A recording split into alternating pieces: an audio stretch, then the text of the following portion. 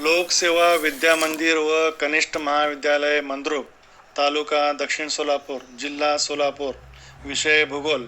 विषय शिक्षक प्राध्यापक श्री अडवी तोटे सर. मार्गदर्शक प्राचार्य श्री टेळे सर. इयत्ता 12वी. विषय भूगोल.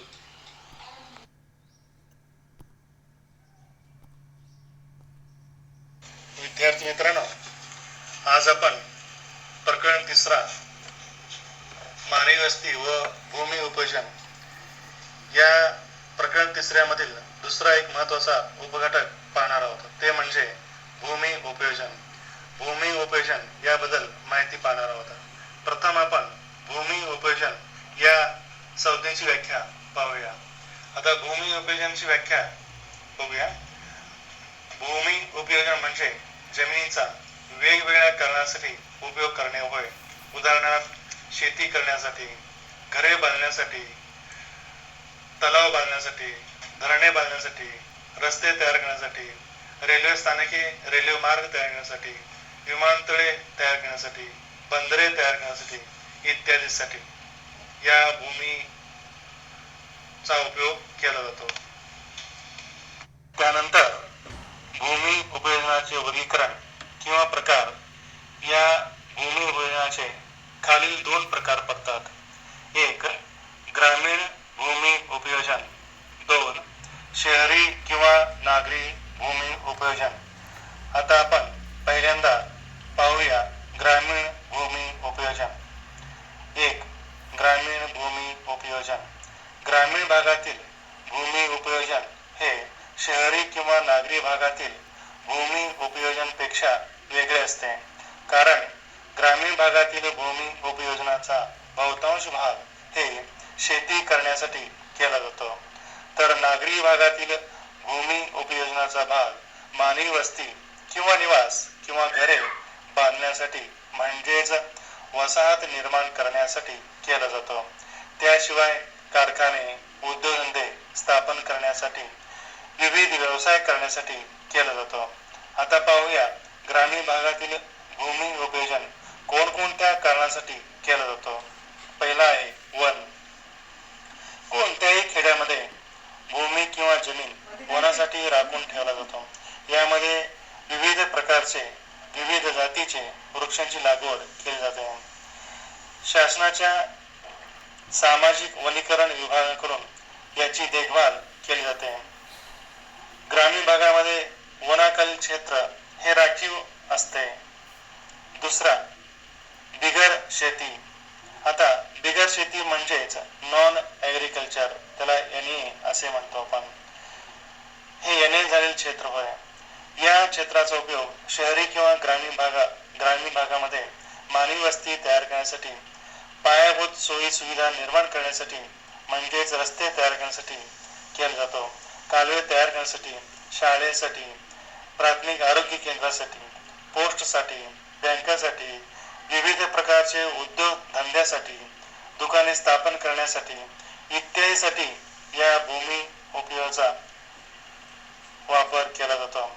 जसजसे द्वितीयक आणि तृतीयक व्यवसाय या ग्रामीण भागामध्ये वाढत जातात, तसतसे या बिगर शेती क्षेत्राचा उपयोग देखील वाढत जातो. तिसरा आहे ओसार किंवा नापीक व अनुत्पादक भूमी. आता हे क्षेत्र प्रत्येक खेड्यात कमी जास्त प्रमाणात पाहावयास मिळते. काही खेड्यात उंच सकलपणा आढळतो, डोंगरा भूमी आढळते, छोट्या आकाराच्या टेकड्या आढळतात, तर काही खेड्यात ओसाड वाळवंट आढळते, तर काही खेड्यात गळीयुक्त भूमी आढळते. आता गळीयुक्त भूमी म्हणजे दरीचा भाग, दऱ्याखोऱ्याने व्यापलेला भाग होय. या सर्वच भागात शेती करता येत नाही, उत्पादन घेता येत नाही, म्हणून या भागाला ओसाड किंवा अनुत्पादक क्षेत्र असे म्हणतात. या भागात कोणत्याही प्रकारच्या तंत्राचा वापर करून कृषी व्यवसायाखाली आणता येत नाही. अशी भूमी, अशी जमीन ओसाड, नापीक, अनुत्पादक भूमी म्हणून ओळखली जाते. चौथा आहे कायमस्वरूपी गायरान व चराऊ जमीन. आता ही जमीन प्रामुख्याने पंचायतीच्या मालकीची किंवा शासनाची असते. अशी जमीन फारच थोड्या प्रमाणात खाजगी मालकीची असू शकते. या प्रकारची भूमी देखील प्रत्येक खेड्यात पाहावयास मिळते.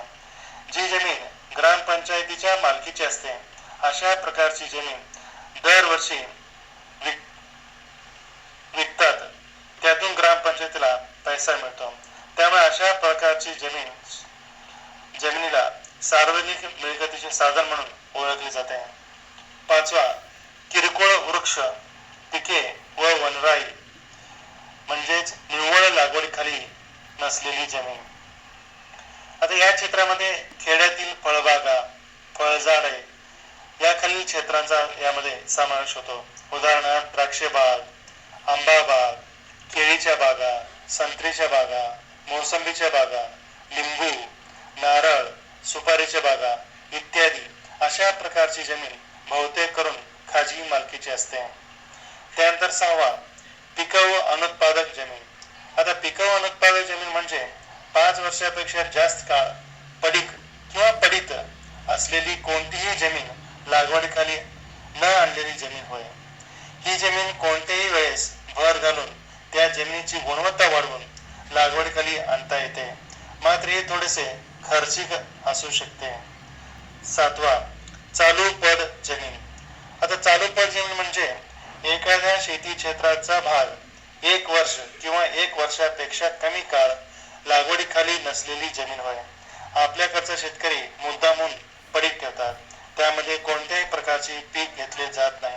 उदाहरणार्थ समजा जर ऊसाचा क्षेत्र असेल तर शेतकरी सलग 2 किंवा 3 वर्ष पीक घेतो आणि त्यानंतर 1 वर्ष पडीक ठेवतो.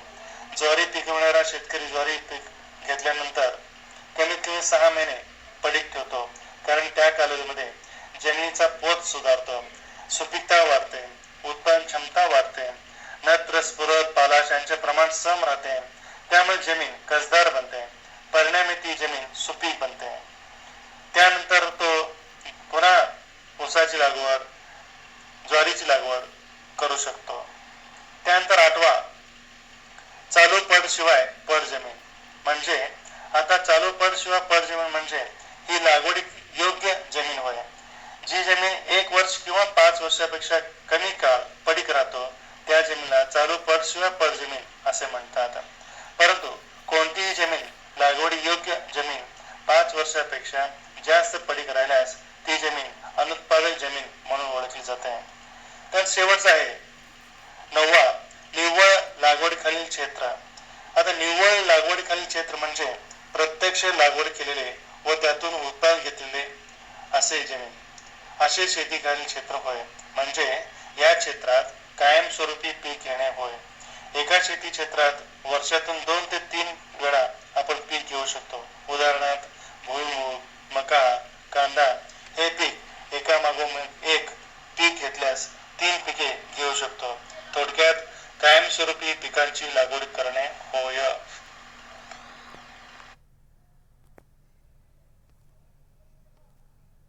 त्यानंतर दुसरा जो प्रकार आहे ते म्हणजे आता या स्लाइडमध्ये तुम्हाला दिसतं बघा, नागरी भूमी विभाजन आणि त्याचे घटक या ठिकाणी दाखवलेले आहे. त्या प्रत्येक घटकाची माहिती आपण पाहणार आहोत. म्हणजे किती प्रकार आहेत, किती प्रकारे भूमी विभाजन केलं जातं ते प्रकार इथं दाखवलेले आहेत. तर त्यामध्ये पहिला आहे ते म्हणजे निवासी क्षेत्र. शहरी भागामध्ये मानवाने भूमीचा जास्तीत जास्त वापर मानवी वस्ती तयार करण्यासाठी करतो. त्यालाच आपण निवास क्षेत्र असे म्हणतो. निवास क्षेत्र असे म्हणतो. हे निवास क्षेत्र मोठ्या प्रमाणात भूमीने आच्छादलेले असते, परंतु निवासाचा उपयोग मानव स्वतः राहण्यासाठी करतो. मानव हा ऊन, वारा, पाऊस, थंडी यापासून बचाव करण्यासाठी तसेच हिंस्र श्वापदापासून संरक्षण मिळावे म्हणून मानव घर बांधून राहतो. त्यालाच आपण निवास असे म्हणतो. आता या ठिकाणी भूमीचा आच्छादन आणि भूमीचा उपयोग दोन्ही या ठिकाणी दाखवलेला आहे. म्हणजे भूमीचं आच्छादन म्हणजे अनेक घरांनी व्यापलेला जमिनीचा भाग आणि त्यामध्ये राहणारे जे लोक आहेत आणि त्याचा उपयोग करून घेणारे जे लोक आहेत त्याला आपण भूमीचा उपयोग असे म्हणतो. त्यानंतर दुसरा आहे औद्योगिक क्षेत्र. आता नगरामध्ये किंवा शहरामध्ये अनेक प्रकारचे वस्तू निर्माण उद्योग स्थापन होतात. त्यालाच आपण कारखाने, उद्योगधंदे असे म्हणतो. म्हणजेच अनेक कारखाने स्थापन होतात. त्यामुळे हे कारखाने मोठ्या प्रमाणात जागा व्यापतात. मोठ्या प्रमाणात भूमीने आच्छादलेले असतात. म्हणजे इथं काय झालं? भूमीचं आच्छादन. मात्र या उद्योग क्षेत्रात जेव्हा मानव काम करून स्वतः पैसे मिळवून उदरनिर्वाह करतो, तेव्हा त्या भूमीचा उपयोग मानवाच्या उपजीविकेसाठी केला जातो. त्याला आपण भूमी उपयोजन असे म्हणतो. म्हणजे या ठिकाणी देखील भूमीचे आच्छादन आणि भूमीचा उपयोग दोन्ही या ठिकाणी पाहावयास मिळते. तिसरं आहे संस्थापक क्षेत्र. आता शहरी भागामध्ये किंवा नागरी भागामध्ये मोठमोठ्या शैक्षणिक संस्था, विद्यापीठं, मुख्य कार्यालये, छावणी इत्यादीमुळे मोठ्या प्रमाणात जमीन किंवा भूमी व्यापलेली असते. म्हणजेच जमीन व्यापलेली असते. परंतु या ठिकाणी शैक्षणिक संस्थांमधून शिक्षण दिले जाते किंवा घेतले जाते. विद्यापीठातून शिक्षण दिले जाते किंवा घेतले जाते. मुख्य कार्यालयामध्ये अनेक प्रकारची कामे केली जातात. त्यामुळे या भूमीचा उपयोग मानवी कल्याणासाठी होतो, मानवी कल्याणासाठी केला जातो. म्हणजे इथे देखील मोठ्या प्रमाणात भूमीचं आच्छादन होते आणि मोठ्या प्रमाणात या भूमीचा उपयोग देखील होतो. त्यानंतर चौथं आहे मनोरंजनाखालील क्षेत्र. आता मोठमोठ्या शहरामध्ये किंवा मोठमोठ्या नगरामध्ये मनोरंजनासाठी अनेक प्रकारचे साधने उपलब्ध असतात. उदाहरणार्थ खेळाचे मैदान, बाग बगीचा, सिनेमागृहे, नाट्यगृहे इत्यादी मोठ्या प्रमाणात उपलब्ध असतात. परंतु हे बाग बगीचे, सिनेमागृहे, नाट्यगृहे, खेळाचे मैदान मोठ्या प्रमाणात जागा व्यापतात. मोठ्या प्रमाणात भूमी व्यापते. मोठ्या प्रमाणात भूमीने आच्छादलेले असतात. मात्र या ठिकाणी खेळाचे मैदान याचा उपयोग, बाग बगीचा याचा उपयोग, नाट्यगृहाचा उपयोग, सिनेमागृहाचा उपयोग करमणुकीसाठी, मनोरंजनासाठी, विरंगुळा घालवण्यासाठी मानवाला याचा मोठ्या प्रमाणात या भूमीचा उपयोग होतो. या ठिकाणी देखील भूमीचे आच्छादन आणि भूमीचा उपयोग दोन्ही आढळून येतो. त्यानंतर पाचवा आहे वाहतूक. या जागेचा वापर एका ठिकाणाहून दुसऱ्या ठिकाणी जाण्यासाठी होतो. या विमानतळ, रेल्वे स्थानक, रस्ते, नैसर्गिक बंदर, लोहमार्ग इत्यादीसाठी होतो. विमानतळ बांधण्यासाठी मोठ्या प्रमाणात जागा लागते. त्यामुळे विमानतळ हे मोठ्या प्रमाणात भूमीने व्यापते. रेल्वे स्थानक निर्माण करण्यासाठी सुद्धा मोठ्या प्रमाणात जमिनीचा वापर करावा लागतो. त्यामुळे रेल्वे स्थानकामुळे देखील मोठ्या प्रमाणात भूमीने व्यापते. रस्ते मार्ग तयार करण्यासाठी सुद्धा मोठ्या प्रमाणात जमिनीचा वापर करावा लागतो, उपयोग करून घ्यावा लागतो. त्यामुळे देखील मोठ्या प्रमाणात भूमी रस्ते मार्गाने व्यापलेली आहे. मोठ्या प्रमाणात जमीन रस्ते मार्गाने व्यापलेली आहे, आच्छादलेली आहे. नैसर्गिक बंदराने देखील मोठ्या प्रमाणात भूमीने आच्छादलेले आहे. लोहमार्ग निर्माण करण्यासाठी सुद्धा मोठ्या प्रमाणात जमीन लागते. या लोहमार्गाने देखील मोठ्या प्रमाणात जमिनीने आच्छादलेले आहे. परंतु विमानतळाचा उपयोग मानवाने जलदगतीने प्रवास करण्यासाठी केला आहे.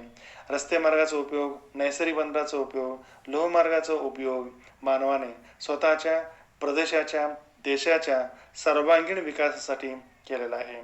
म्हणून या ठिकाणी देखील भूमीचे आच्छादन आणि भूमी उपयोजन दोन्ही आढळून येते. त्यानंतर आहे सहावा व्यापारी क्षेत्र. आता व्यापारी क्षेत्र म्हणजे नागरी भागात ज्या जमिनीवर पक्क्या मालाची दैनंदिन विक्री होते ते व्यापारी क्षेत्र होय. हे व्यापारी क्षेत्र निवासी क्षेत्रातही आढळते. काही ठिकाणी मात्र असे क्षेत्र विविध प्रकारच्या माल मिळवण्याच्या दृष्टीने एका ठिकाणी केंद्रित झालेले दिसते. उदाहरणार्थ केंद्रीय व्यापारी क्षेत्र. आता या ठिकाणी व्यापारी क्षेत्र निर्माण करण्यासाठी मोठ्या प्रमाणात जागा लागते. त्यामुळे व्यापारी क्षेत्र हे मोठ्या प्रमाणात भूमीने आच्छादलेले असते.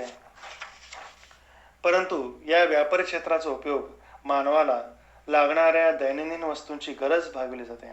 त्यामुळे या व्यापारी क्षेत्राचा उपयोग मानवी जीवनासाठी होतो.